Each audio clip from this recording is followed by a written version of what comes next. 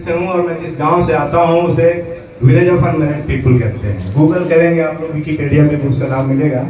हिंदू और Indian express सब में स्टोरीज आ चुके हैं। हमारे यहाँ, मेरे यहाँ गांव में जाने के लिए आपको कम से कम 8 किलोमीटर पैदल चल के जाना होता है। मैं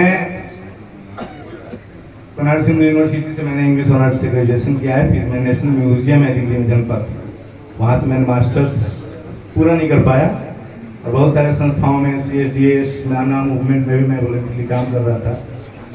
मेरा ये अभी सवाल तो कई थे, एक सुझाव भी था कि हर जिले में कम से कम विजन डॉक्यूमेंट में इसको आप ऐड कीजिए कि हर जिले में एक गर्ल्स हॉस्टल सरकार बनाए महिलाओं के लिए।